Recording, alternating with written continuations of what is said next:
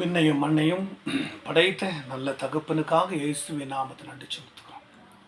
மீண்டும் கர்த்தருடைய நாம மகிமைப்படும்படி அந்தி சந்தி மத்தியான வேலையிலும் அவரை தொழுது கொள்ளுங்க என்று வேதம் சொல்லுகிறது.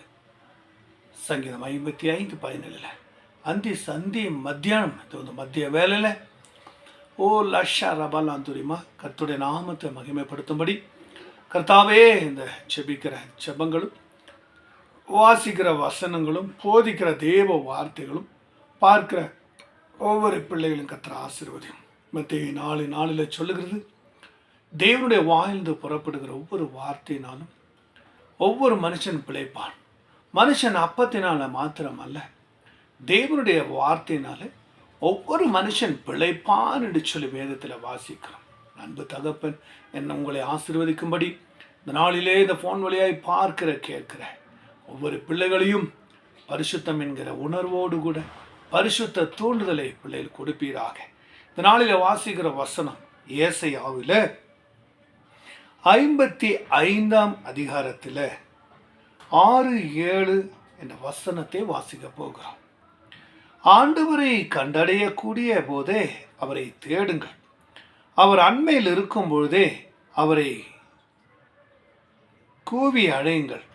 தீயவன் தன் தீய நெறிகளையும் அநீதி தன் எண்ணங்களையும் தள்ளிவிட்டு ஆண்டோடன் திரும்பி வரட்டும், அவன் மேல் அவர் இரக்கம் காட்டுவார் என்று சொல்லி தம்முடைய கடவுளிடம் வரட்டும், ஏனெனில் மன்னிப்பு வழங்குவதில் அவர் வல்லல் என்று சொல்லுகிறார். ஆண்டவர் இந்த நாளிலே நம்மளை ஒவ்வொருவரையும் பார்த்து கூறுகிற வார்த்தை என்னவென்றால், அவரை கண்டடைய சமயத்தில் கண்டடையுங்கள், தேடுங்கள் என்று சொன்னார். வேதம் சொல்லுகிறது, அவரை கண்டடைய தக்க சமயத்திலே தேடுங்கள். ஏனென்றால் காலங்களும் நாட்களும் நேரங்களும் கர்த்தருடையது. இனி நாட்கள் செல்லாது. 139ஆம் சங்கீதத்தில் 4ஆம் வசனம், நாள் அண்டு விரையிலே என் காலங்களை வைத்திருக்கிறேன் என்று சொல்லுகிறார். விரணண்டே வைத்திருக்கிறேன் என்று சொல்லுகிறார். பிரசங்கி 3ஆம் அதிகாரத்துக்கு எல்லாவற்றுக்கும் ஒரு காலம் உண்டு. எல்லாவற்றுக்கும் ஒரு காலம் உண்டு. இறக்க ஒரு காலம் உண்டு, மரிக்க ஒரு காலம் உண்டு, உயிர்ப்பிக்க ஒரு காலம் உண்டு, பிடுங்க ஒரு காலம் உண்டு, நட ஒரு காலம் உண்டு, நட்டதை பிடுங்க ஒரு காலம் உண்டு, மரிக்க ஒரு காலம் உண்டு, உயிர்ப்பிக்க ஒரு காலம் உண்டு, நடக்க ஒரு காலம் உண்டு, பேச ஒரு காலம் உண்டு, பார்க்க ஒரு காலம் உண்டு, எல்லா காலமும் உண்டு என்று சொல்லி வேதம் சொல்லுகிறது. ஆனால் தேவன் சொல்லுகிறார், காலம் ரொம்ப சமீபம், நாட்கள் ரொம்ப சமீபம்.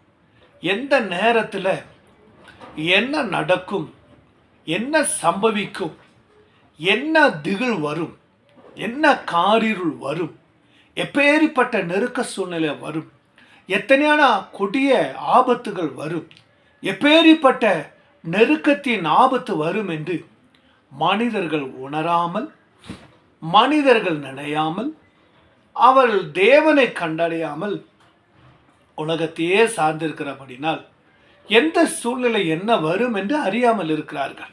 என் தேவ பிள்ளைகளே, இந்த வசனத்தை பார்க்கிற, ஜெபத்தை கேட்கிற என் அன்பு பிள்ளைகளே, உங்களை தேவ சமூகத்துக்கு வரும்படி, உங்களை கர்த்தருடைய சமூகத்தில் நெருங்கும்படி உங்களுக்கு ஒரு நல்ல வாய்ப்பை கொடுக்கிறார். உங்களுக்கு ஒரு பரிசுத்த வாய்ப்பை கொடுக்கிறார்.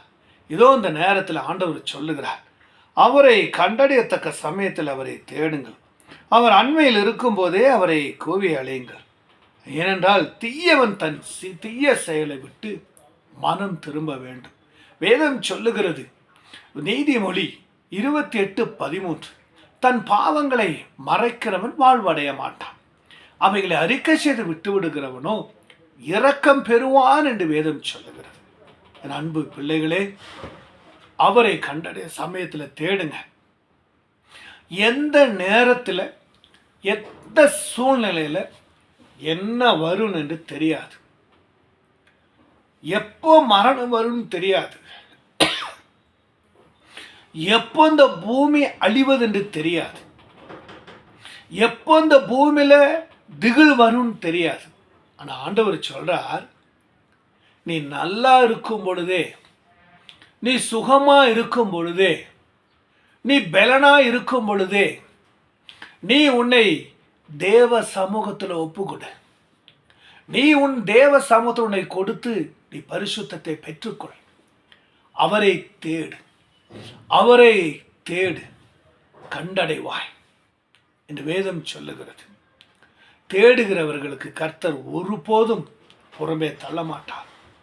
தேவ ஜனமே, தேவ பிள்ளைகளே, தயவு செய்து அவரை இந்த நல்லா இருக்கும் பொழுதே தேடிக்கொள்ளுங்க.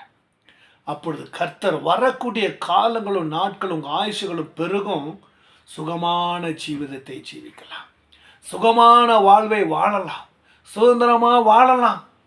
ஏனென்றால் நீ நல்லா இருக்கும்போது, ஜெபிக்கும் பொழுதும் தொழுது கொள்ளும் பொழுதும், நல்லா இருக்கும்போது தேவ சமூகத்தில் கிட்டி சேரும் பொழுது அவர் உன்னை விடுவிப்பார், அவர் உன்னை காப்பாற்றுவார். பஞ்சத்திலிருந்து காப்பாற்றுவார், வியாதி நோயிலிருந்து காப்பாற்றுவார், நோய் வேதிலிருந்து காப்பாற்றுவார், மனக்கவலை, மனப்போராட்டம், மனசஞ்சலம், மனநெருக்கம், தனிமை இவையிலிருந்தெல்லாம் மாற்றுவார். எப்பொழுது தெரியுமா?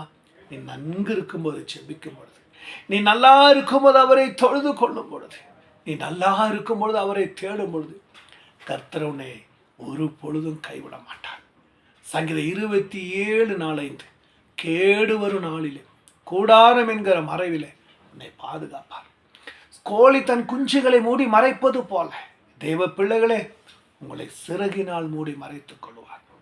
பரிசுத்த வல்லமையினால மூடி மறைத்துக் கொள்ளுவார். பரிசுத்த உயிர் தரும் வார்த்தையினால மறைத்துக் கொள்ளுவார்.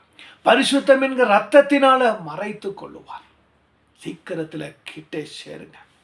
பாவத்தை தூக்கி போடு, உலக மாயை தூக்கி போடு, உலக அசுத்தத்தை தூக்கி போடு, உலக இச்சைகளை தூக்கி போடு. அது உன்னை ஏமாற்றும். குடியை தூக்கி போடு, வெத்தலை பாக்கு புயலெல்லாம் தூக்கி போடு. அது உன்னை ஏமாத்திரும், அது உனக்கு வஞ்சனையா மாறும், அது உன்னை பாதாளத்துக்கு நேராக கொண்டு போகுது. என் தேவ பிள்ளைகளே, தயவு செய்து கெஞ்சி கேட்கிறேன், பாவத்தை விட்டு விலகிரு. பாம்பை பார்த்து விலகினது போல பாவத்தை விட்டு விலகிரு பிள்ளைகளே. அசுத்தத்தை விட்டு விலகிரு, பச்சாரை விட்டு விலகிரு, பாவ தூண்டுதலை விட்டு விலகிரு. பாவ எண்ணத்துக்கு போகாத, அசுத்தம் என்கிற எண்ணத்துக்கு போகாத. உன் எண்ணத்தை பரிசுத்தமாக்கிக்கோ. ஆண்டவர் சொல்றார் அதே வசனத்தில், என் எண்ணங்கள் உங்களுடைய எண்ணங்கள் அல்ல என்று சொல்லுகிறார். 8 என் எண்ணங்கள் உங்களுடைய எண்ணங்கள் அல்ல, தம்முடைய வழிகளும் உங்கள் வழிகள் அல்ல என்று ஆண்டவர் கூறுகிறார். இந்த ஆண்டவர் உங்களை நோக்கி கூறுகிறார். ஆண்டவர் மனதில் இருக்கிறது அவர் உங்களுக்கு அருளுகிறார். தெய்வ பிள்ளைகளே, எண்ணங்களை மாற்றிக்கொள்ளுங்க, உங்கள் வழியை மாற்றிக்கொள்ளுங்க. உங்கள் எண்ணம் கர்த்தருக்குள்ளே வரட்டும், உங்கள் வழி கர்த்தருக்குள்ளே வரட்டும். கர்த்தர் உங்களை ஒரு நாளும் கைவிட மாட்டார், ஒரு நாள் உங்களை விட்டு விலக மாட்டார், ஒரு பொழுதும் நம்மளை விட்டு விலக மாட்டார். கர்த்தர் உங்களை நேசிக்கிறார், உங்களை அன்பு செய்கிறார், உங்களை பராமரிக்கிறார், உங்கள் தேவையெல்லாம் சந்திக்கிறார். உங்கள் குறைகள் அவருக்கு தெரியும், உங்கள் கண்ணீர் அவருக்கு தெரியும், உங்கள் வேதனை உமக்கு தெரியும், உங்கள் உள்ள உடைப்பு அவருக்கு தெரியும், உங்கள் கலக்கம் அவருக்கு தெரியும். உங்களை தள்ளிவிட்ட மனுஷருக்கு முன்பாக நீங்கள் தனிமையாக இருக்கிற அவருக்கு தெரியும். மனுஷனை நிந்திக்கிறானா, மனுஷனை கோபப்படுத்துறானா, மனுஷன் தலை மேலே மிதிக்கிறானா, இவன் சாகட்டுன்றானா, இவன் இருந்த என்ன லாபம் என்று சொல்றானா, கவலைப்படாத. நீ இருக்கத்தான் ஆண்டவர் வந்திருக்கிறார், நீ வாழத்தான் ஆண்டவர் வந்திருக்கிறார், நீ பரிசுத்தமாகத்தான் ஆள வந்திருக்கிறார், உன்னை பாதுகாக்கத்தான் வந்திருக்கிறார். உலகத்தில் அவரை மாத்திரம் நினைச்சுக்கோ, கர்த்தரை மாத்திரம் ஏற்றுக்கோ, அவர் விருப்பத்துக்கு ஏற்றபடி வாழு, அவருக்கு ஏற்றபடி நீ வாழு. கர்த்தர் ஒரு நாளும் கைவிட மாட்டான், ஒரு நாளும் விட மாட்டான்.